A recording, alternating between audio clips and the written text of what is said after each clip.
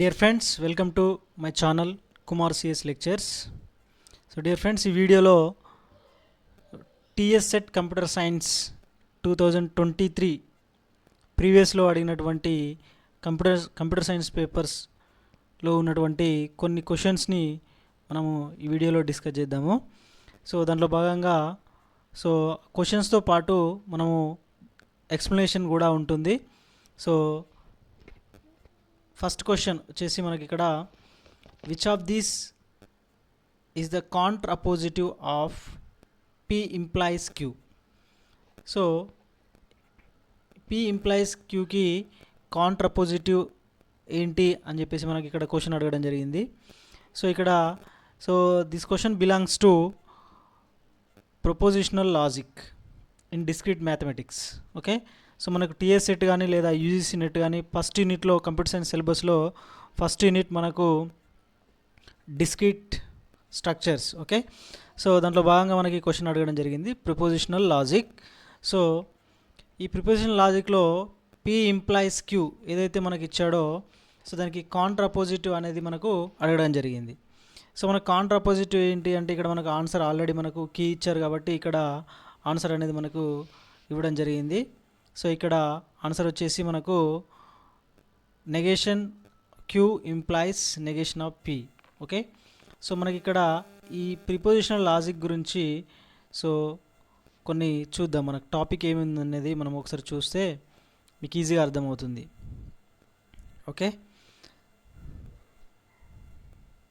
So mathematical లాజిక్లో మనకు logic అనేది so it is a science of reasoning. Okay, so ఈ లాజిక్ని మనం టూ టైప్స్గా డివైడ్ చేయొచ్చు, propositional logic and predicate logic.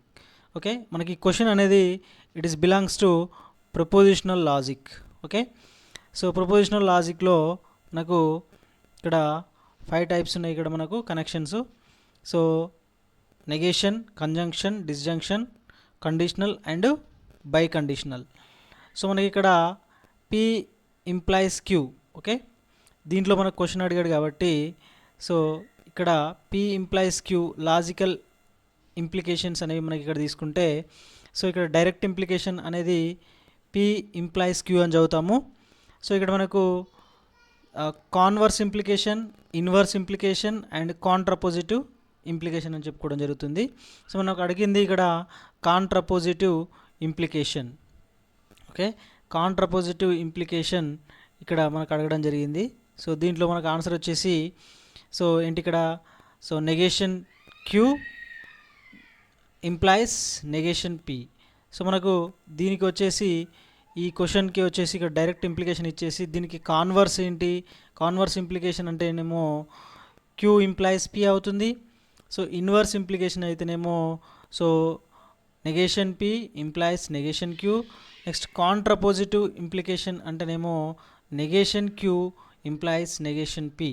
Okay, so ఇవి జాగ్రత్తగా గుర్తుపెట్టుకుంటే మనకు ఈజీగా ఆన్సర్ చేయడానికి అవకాశం ఉంటుంది. Okay, right, this is the first question. Okay, right. So దీని గురించి మనము ప్రిపోజిషనల్ లాజిక్ కావచ్చు లేదా ప్రెడికేట్ లాజిక్ కావచ్చు నెక్స్ట్ వీడియోస్లో నేను బ్రీఫ్గా ఎక్స్ప్లెయిన్ చేస్తాను. సో ప్రస్తుతానికైతే ఈ క్వశ్చన్స్ ఎక్స్ప్లెయిన్ చేస్తున్నా కాబట్టి సో ఈ క్వశ్చన్స్ వరకు మనకు ఆన్సర్ అనేది ఏ విధంగా మనకు వచ్చింది అనేది ఒకసారి చూద్దాం. Okay, so this is the first question, which of these is the contrapositive of P implies Q. So దీన్ని ఇంకో విధంగా P దెన్ Q అని కూడా చదవచ్చు. ఓకే, సో ఇంకొక 2-3 వేస్లో మనకు దీన్ని మనకు చదవడానికి అవకాశం ఉంటుంది. సో అవి ఒకసారి తర్వాత నెక్స్ట్ వీడియోలో డిస్కస్ చేద్దాం. Okay, right. సో ఇప్పుడు ఆన్సర్ వచ్చేసి so negation Q implies negation P అనేది కాంట్రపోజిటివ్ అవుతుంది. Okay, next question, so what does the existential quantifier mean? So existential quantifier mean, so ఇది ఎగ్జిస్టెన్షియల్ క్వాంటిఫైయర్కు symbol. Okay, there exist. So దీన్ని ఏమంటాము, there exist at least one. Okay, so ఇది so మనకు all తెలిసే ఉంటుంది కాబట్టి ఫర్ ఆల్ కాదు, నన్ కాదు, మరియు ఇట్ ఈస్ నెసరీ కాదు. సో దీని ఏంటి, there exist at least one. Okay, so ఇక్కడ ఇది ప్రెడికేట్ లాజిక్ సంబంధించినటువంటి క్వశ్చన్. ఓకే, ప్రెడికేట్ లాజిక్ సంబంధించినటువంటి క్వశ్చన్ మనం ఒకసారి చూస్తే prepositional logic. Next predicate logic ఒకసారి చూడండి. దీంట్లో భాగంగా మనకు so predicate logic quantifiers. Okay, so మనకు 2 టైప్స్ ఆఫ్ క్వాంటిఫైయర్స్ ఉంటాయి. So universal quantifier and existential quantifier. ఈ సింబల్ ఉంది కదా, సో ఈ సింబల్ మనకు దేన్ని సూచిస్తుంది? సో ఇక్కడ so existential quantifier. Okay, right. So మనకి ఇక్కడ చూసుకుంటే యూనివర్సల్ క్వాంటిఫైయర్, దీన్ని ఫర్ ఆల్ చదువుతాం, for all. Okay, so true for all specific variable. Okay, so next ఇక్కడ యూనివర్సల్ క్వాంటిఫైయర్ అనేది ఈ సింబల్ అవుతుంది. నెక్స్ట్ ఎగ్జిస్టెన్షియల్ క్వాంటిఫైయర్ అంటే ఈ విధంగా మనం రాస్తాము. సో ఇది there exist at least one, but ఇక్కడ యూనివర్సల్ క్వాంటిఫైయర్ అంటేనేమో సో ఫర్ ఆల్ అని చెప్పేసి మనకు మీనింగ్ అన్నట్టు. Okay, so existential quantifier true for some values of the specific variable. So ఇక్కడ true for all specific variable. Okay, so ఇదేమో అన్నిటికీ true అవుతుంది, ఇదేమో కొన్ని వేరియబుల్స్కి మాత్రమే, స్పెసిఫిక్ వేరియబుల్స్కి మాత్రమే ట్రూ అవుతుంది. So existential quantifier. Okay, so ఇది predicate logic quantifiers. Predicate logic గురించి మనకు సో ఇక్కడ ఇవ్వడం జరిగింది. సో దీని గురించి కూడా మనము నెక్స్ట్ వీడియోలో చూద్దాం. Okay, right. సో ఇక్కడ ఏంటి, what does the existential quantifier mean? There exist at least one. Okay, so next which is not a basic operator in a propositional logic. So మళ్ళీ ప్రపోజిషనల్ లాజిక్ గురించే మనకు క్వశ్చన్ రావడం జరిగింది. So which is not a basic operator in propositional logic. So and, or, not, implication and so implication and bi implication అని మనకు 5 types ఉంటాయి ఇక్కడ. So XOR అనేది so not a basic operator in prepositional logic. Okay, so ఈ విధంగా మనకు prepositional logic already మనం ఒకసారి చూసాం కదా. సో దీంట్లో సో ఒకసారి చూడండి, ప్రిపోజిషనల్ లాజిక్లో బేసిక్ ఆపరేటర్స్ అనేవి సో ఇక్కడ ఇవ్వడం జరిగింది.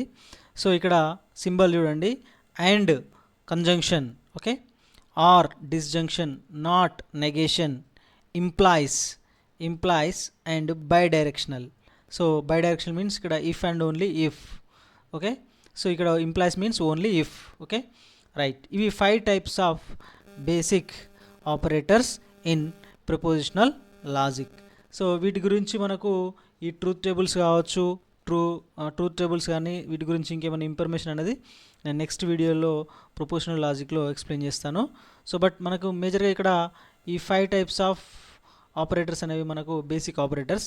So there is no XOR అనేది సో ఈ ప్రపోజిషనల్ లాజిక్ ఆపరేటర్ కాదు. కాబట్టి మనకు ఆన్సర్ అనేది మనకి ఇక్కడ which is not a basic operator in propositional logics, కాబట్టి the answer is XOR. Okay, right. So next, which symbol represents the universal quantification. So already నేను ఎక్స్ప్లెయిన్ చేశాను. మనకు సో యూనివర్సల్ క్వాంటిఫైయర్ ఒకటి ఉంటుంది, నెక్స్ట్ ఎగ్జిస్టెన్షియల్ క్వాంటిఫైయర్ ఉంటుంది predicate లాజిక్లో. So ఇది ఈ సింబల్, ఫస్ట్ సింబల్ అనేది మనకి ఇక్కడ ఏమవుతుంది, this is the existential quantifier, so this is the universal quantifier. Okay, so only 2 quantifiers మాత్రమే మనకు ఉన్నాయి. ఓకే, సో కాబట్టి ఇట్ ఈస్ ద, ఈ సింబల్ అనేది బిలాంగ్స్ టు అనే దాని కిందకి వస్తుంది. సో కాబట్టి 2 క్వాంటిఫైయర్స్లో ఇదేమో సో ఎగ్జిస్టెన్షియల్ క్వాంటిఫైయర్, ఇదేమో యూనివర్సల్ క్వాంటిఫైయర్. దీని మీనింగ్ ఏంటి, for all. Okay, for all అనే మీనింగ్ వస్తుంది, ఫర్ ఎవ్రీ అనే మీనింగ్ అనేది వస్తుంది. Okay, right. So answer is 2. Okay, right. So next, so what is the equivalence class for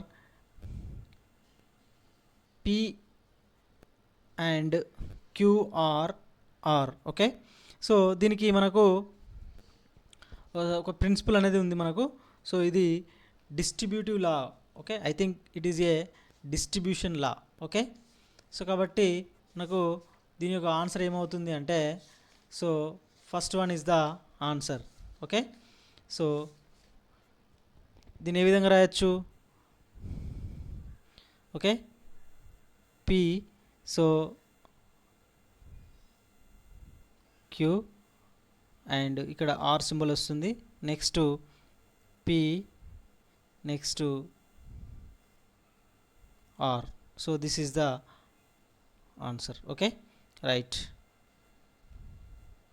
Okay, right. This is the equivalence. Manaku first one is the correct answer. Next question is the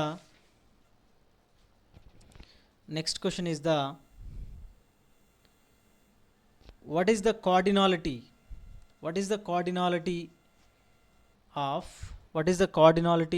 of A intersection B union C, given that so A 10, B యొక్క cardinality 20, C యొక్క cardinality 30, A intersection B equal to 5, A intersection C equal to 7 and B intersection C equal to 4. So ఇక్కడ cardinality అంటే already మనకు తెలుసు. So what is the cardinality అంటే so the number of elements in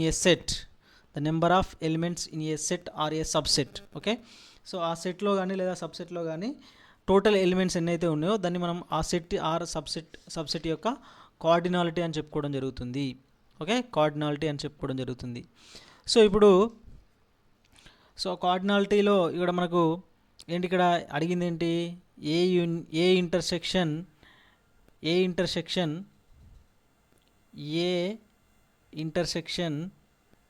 B union C అడిగాడు. Okay, B union C అడిగాడు.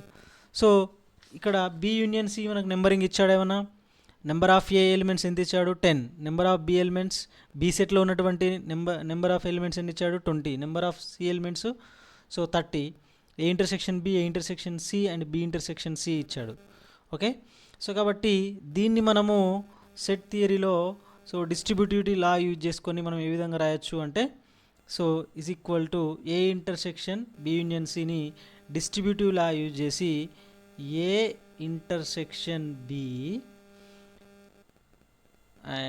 Union A intersection C. Okay, so A intersection C. So ఇప్పుడు A intersection B మనకి ఇచ్చాడు కదా, ఏ intersection B ఎంత ఇచ్చాడు, 5. So next A intersection C ఎంత ఇచ్చాడు, 7. Okay, 7. So 7 and 5. So A intersection B and A intersection C. Okay, so 7 and 5 add చేస్తే మనకు 12 ఎలిమెంట్స్. ఈ రెండు సెట్స్లో సబ్సెట్స్లో ఉన్నటువంటి ఎలిమెంట్స్ 5 and 7. సో ఈ 7 and 5 ఎలిమెంట్స్ని యూనియన్ చేస్తే మనకు ఎన్ని ఎలిమెంట్స్ అయితే, 12 ఎలిమెంట్స్ అయితే. ఓకే, సో కాబట్టి 12 is the answer. Okay, right. So ఇది మనకు number of what is the cardinality A intersection B union C అని చెప్పేసి మనకి ఇవ్వడం జరిగింది. Okay, so next which property is not necessarily true for an equivalence relation. ఇది relations, sets and రిలేషన్స్లో పైన మనం ఇప్పటిదాకా ఎక్స్ప్లెయిన్ చేసినటువంటి క్వశ్చన్ అనేది సెట్స్కి సంబంధించింది. నెక్స్ట్ ఇది రిలేషన్స్కి సంబంధించింది. So which property is not necessarily true for an equivalence relation.